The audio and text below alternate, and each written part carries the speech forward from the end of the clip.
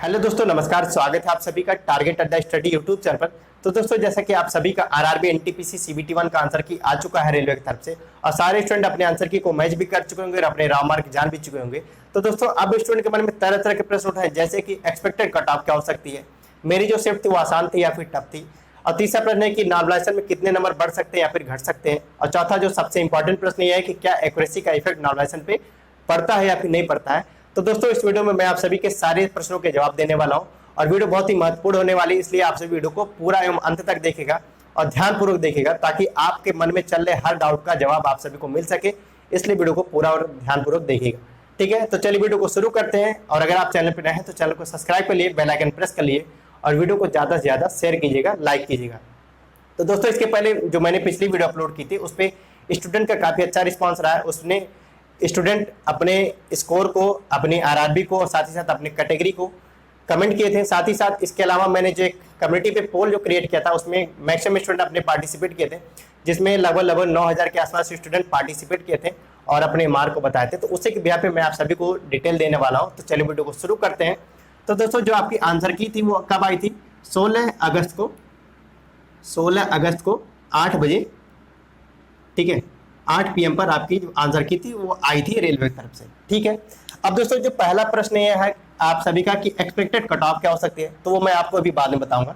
लेकिन उससे पहले जो दूसरा प्रश्न है कि मेरी जो शिफ्ट थी वो फिर आसान थी, तो दोस्तों ये तो रेलवे ही जानता कि आपकी जो शिफ्ट थी वो आसान थी या फिर टफ थी। और स्टूडेंट का क्या होता है कि आपको अगर प्रश्न आ रहा है तो आपकी शिफ्ट आसान है, अगर आपको प्रश्न नहीं आ रहा तो आपकी जो शिफ्ट है वो टफ है, या फिर क्वेश्चन ही आपके आउट ऑफ सिलेबस आप बता सकते हैं। तो ये चीज़ रेलवे ही जान सकता है कि आपकी शिफ्ट जो थी वो आसान थी या फिर टफ थी। और तीसरा प्रश्न जो था आपका, जो नॉर्मलाइजेशन में जो नंबर कितने बढ़ सकते हैं, ठीक है, नॉर्मलाइजेशन,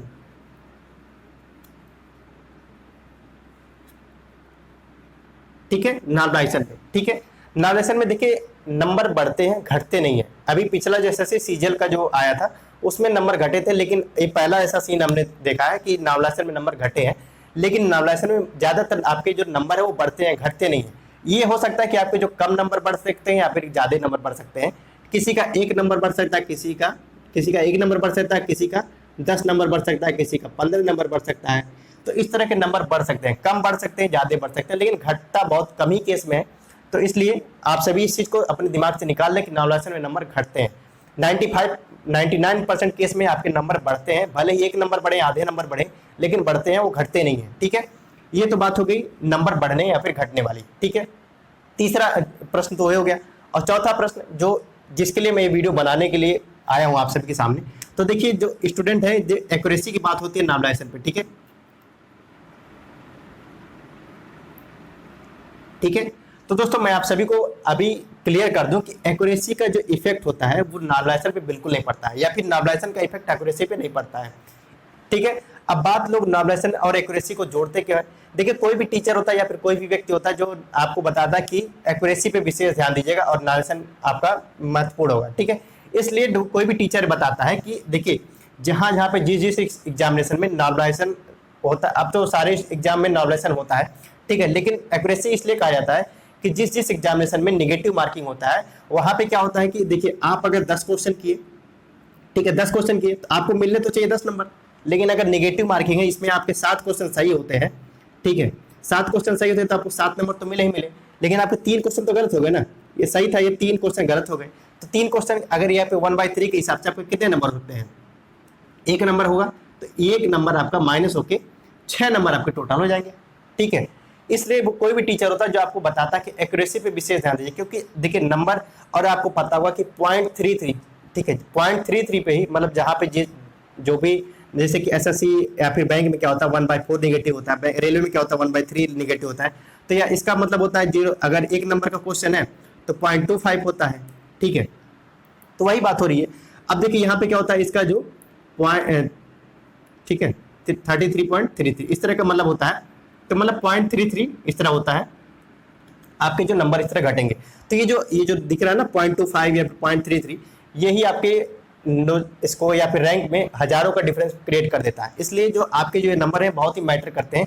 इसलिए कोई भी टीचर हो तो आपको हमेशा कहता है कि आप एक्यूरेसी पे ध्यान दीजिए और नॉर्मलाइजेशन अब देखिए नॉर्मलाइजेशन की बात आती है, तो देखिए नॉर्मलाइजेशन का जो मैंने आपको बता दिया ना कि एक्यूरेसी की क्यों बात किया थे यहाँ पे, ताकि आपके नंबर घटे नहीं, आपके नंबर जितने हैं उतने ही आप करिए, ताकि आपके नंबर घटे ना और आपके जो रैंक है वो एज इट इज बहुत ज़्यादा डिफरेंस ना क्रिएट करने पाए। ठीक है, अब बात करते हैं नॉर्मलाइजेशन की। तो देखिए नॉर्मलाइजेशन इसलिए एग्जामिनेशन में आए हैं क्योंकि अब जो एग्जामिनेशन हो रहे हैं वो आपके एक से अधिक शिफ्टों में हो रहे हैं। ठीक है, एक से अभी जो रेलवे का एग्जामिनेशन हुआ है अप्रॉक्स 124 शिफ्टों में पेपर हुआ है। ठीक है, 124 शिफ्ट में पेपर हुआ, तो हो सकता है किसी शिफ्ट को पेपर जो था वो टफ रहा हो, किसी शिफ्ट का पेपर जो आसान रहा हो, तो इसलिए नॉर्मलाइजेशन यहाँ पे। ठीक है, तो रेलवे का जो पेपर था वो 124 शिफ्टों में हुआ, तो अब कुछ जो पेपर थे वो आसान थे, कुछ पेपर जो रहेंगे टफ रहेंगे, तो इसलिए यहाँ पे नॉर्मलाइजेशन करना पड़ेगा। ठीक है, अब बात करते हैं जब पेपर एक शिफ्ट में होता है, तो जैसे मान लीजिए जैसे एक दिन में या फिर एक शिफ्ट में पेपर होता है, तो हर स्टूडेंट के लिए पेपर वही होता है। ठीक है, तो चाहे वो आपको टफ लगे या फिर आसान लगे, तो इसमें कोई भी नॉर्मलाइजेशन नहीं अपनाया जाता है। ठीक है, क्योंकि वो पेपर जो था वो सारे स्टूडेंट के लिए सेम था। लेकिन यहाँ पे क्या होता है, जब एक से अधिक शिफ्टों में पेपर होता है तो वहाँ पे कुछ हो सकता है पेपर जो आसान बन गया हो, कुछ पेपर टफ बन गया हो। ये तो रेलवे डिसाइड करेगा या फिर कोई भी जो भी बोर्ड रहेगा वो डिसाइड करता है कि कौन सा पेपर टफ था या फिर आसान था, तो उसी को मैनेज करने के लिए या फिर इक्वल करने के लिए ये नॉर्मलाइजेशन का फार्मूला अपनाया जाता है। ठीक है, इसलिए नॉर्मलाइजेशन लाया गया है ताकि जो सारे जो शिफ्ट हैं उसको एक इक्वल वे में देखा जा सके और उसके बिहाफ पे आपकी जो कट ऑफ है वो बनाई जा सके। ठीक है, उम्मीद करता हूँ आप सभी बात को समझोगे। मतलब ये है कि जब एक शिफ्ट में पेपर होगा तो सारे स्टूडेंट के लिए पेपर वही है, चाहे वो आपको टफ लगे या फिर आसान लगे, तो इसमें कोई भी बोर्ड कोई भी नॉर्मलाइजेशन नहीं अपनाएगा। ठीक है, अब यहाँ पे आपकी डिपेंड करता है कि आपकी तैयारी कितनी थी और आप कितने अच्छे पढ़े थे या फिर जो भी था। ठीक है, लेकिन अगर जब एक से अधिक शिफ्टों में पेपर होता है तो वहाँ पे नॉर्मलाइजेशन इसलिए किया जाता है ताकि जो भी स्टूडेंट है उसको पहले एक पैरेलल या फिर नॉन इक्वल वे का एक पेपर दिखाया जाए, मतलब कि जो भी पेपर हुआ है वो आपको एक नॉर्मल वे में या फिर पैरेलल वे में या फिर इक्वल वे में दिया जाए और उस बिहाफ पे एक कट ऑफ बनाई जाए। अगर आपके नंबर उस हिसाब से आ रहे हैं तो आप आगे के लिए प्रोसीड करेंगे। ठीक है, इसलिए नॉर्मलाइजेशन को अपनाया जाता है। ठीक है, ये तो बात समझ गए। तो अब उम्मीद करता हूँ आप सभी इस चीज़ को तो समझे होंगे कि जो आपका जो स्कोर है, सॉरी नॉर्मलाइजेशन है, वो एक्यूरेसी पे कोई मैटर नहीं करता है। एक्यूरेसी का जो कोई भी मैटर होता है, मतलब एक्यूरेसी नॉर्मलाइजेशन पे कोई भी इफेक्ट नहीं करती या फिर नॉर्मलाइजेशन एक्यूरेसी पे कोई भी इफेक्ट नहीं करता है। ठीक है, तो उम्मीद करता हूँ इस चीज़ को आप समझे होंगे। ठीक है, अब जो भी स्टूडेंट के कमेंट आ रहे थे कि नॉर्मलाइजेशन का मैटर नहीं करता या फिर एक्यूरेसी मैटर करता है, तो आप सभी को उम्मीद करता हूँ ये चीज़ समझ में आ गई होगी। ठीक है, अब बात करते हैं एक्सपेक्टेड कट ऑफ की। ठीक है, क्या है,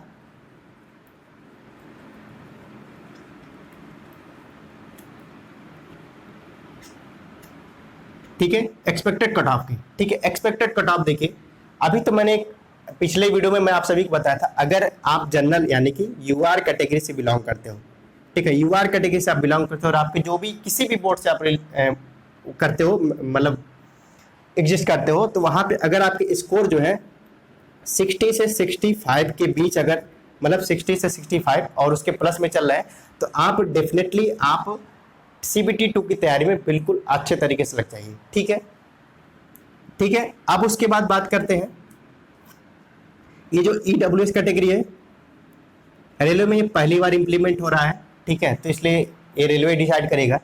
ठीक है, उसके बाद अगर SC ST इस तरह का कोई भी कैटेगरी है, OBC है, OBC वाले अगर देखिए OBC की अगर बात कर लें, अगर वो 58 से 62 के बीच अगर वेरी कर रहा है या फिर उससे प्लस वेरी कर रहा है तो आप अपनी तैयारी को करिए मेंस के लिए।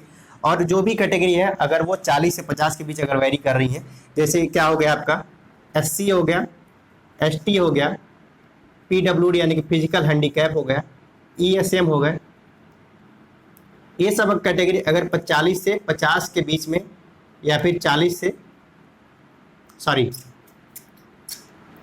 50 से इसको हटा सकते हैं, 48 से और 60 के बीच में अगर आप 58 के बीच में वेरी कर होंगे, 48 से 58 के बीच में अगर आप वेरी कर रहे हैं तो आप अपने जो CBT 2 की तैयारी है उसको आप लग जाइए अच्छे तरीके से। ये तो मैं आपको एक ओवरव्यू टाइप का बता रहा हूँ। ठीक है, लेकिन आप कुल मिला कितना जानिए, अगर आपके जो स्कोर है वो UR कैटेगरी को छोड़ के अगर आपके 60 प्लस स्कोर है तो आप CBT 2 की तैयारी करिए, रिजल्ट का वेट मत करिए। ठीक है, आपके, ठीक है। और उसके बाद अगर और भी कैटेगरी जो है उनको मैंने बताया कि अगर आपके 50+ स्कोर बन रहे हैं तो आप अपनी CBT 2 की तैयारी करिए, ठीक है दोस्तों। तो अब जो भी एक्सपेक्टेड कट ऑफ की जो मैं वीडियो जोन वाइज लेके आऊँगा आप सभी के सामने, इसलिए कल से आपको सभी को वीडियो मिल सकेगी। और उम्मीद करता हूँ आप सभी इस चीज़ को समझेंगे जिस पर्पज से मैं ये वीडियो बनाया था, कि मतलब एक्यूरेसी का इफेक्ट नॉमिनेशन पे पड़ता है या फिर नहीं पड़ता है। और देखिए इस बार नॉमिनेशन में कितने नंबर बढ़ सकते हैं। देखो जो पिछला फार्मूला था जो रेलवे ग्रुप डी में अपनाया गया था और NTPC में अब इस बार तो अब नया अप्लाई किया जाएगा, और उसके बाद जो ALP में अप्लाई किया गया था, मतलब इस तरह के जो भी जो पिछला फार्मूला था उसके हिसाब से कभी स्टूडेंट के 10 नंबर बढ़े हैं तो कुछ स्टूडेंट के 20 नंबर बढ़े, मतलब 10 से 20 के 5 भी बढ़े हैं, 5 से लेकर 20 तक के नंबर बढ़े हैं, ठीक है। 20 नंबर तक आपके बढ़े हैं, ठीक है, 5 से 20 तक में। लेकिन अब जो पिछला जो नया फार्मूला था, जो अभी RRB JEE का जो पेपर हुआ था उसको नया वाला फार्मूला अपनाया गया था, और रेलवे इस बार नया वाला फार्मूला अपनाएगी। जो नोटिफिकेशन में था उसको चेंज करके नया एक नोटिस दिए, उसमें नया फार्मूला दिए। तो RRB JEE में जो आपका नॉमिनेशन में नंबर बढ़ा था वो कम से कम 1 नंबर बढ़ा था, और मैक्सिमम से आपके 5 नंबर बढ़े थे। तो बहुत ज़्यादा नंबर नॉमिनेशन में नहीं बढ़ने वाले इस बार, इसलिए कट ऑफ थोड़ी सी कम रहेगी। इसलिए इस चीज़ को आप बिल्कुल ना परेशान हो कि मतलब कि जो मेरी क्या मैं CBT 2 की तैयारी करूं या फिर नहीं करूं। तो उम्मीद करता हूं आप सभी बात को समझेंगे, और आप सभी को कल से जोन वाइज मैं आप सभी को वीडियो के माध्यम से बताऊंगा कि आपकी एक्सपेक्टेड कट ऑफ क्या हो सकती है आपके जोन में, ठीक है। हर कैटेगरी के हिसाब से मैं बताऊंगा, और एक डिटेल एनालिसिस करने के बाद मैं आप सभी को बता रहा हूँ, इसलिए आप सभी वीडियो को भरोसा कर सकते हो। और अगर वीडियो अच्छी लगे तो चैनल को सब्सक्राइब कीजिएगा, बेल आइकन प्रेस कीजिएगा, और वीडियो को ज़्यादा से ज़्यादा शेयर कीजिएगा, लाइक कीजिएगा। थैंक यू, और पिछले जैसे वीडियो की तरह अच्छा रिस्पॉन्स दीजिएगा इस बार भी। थैंक यू, धन्यवाद।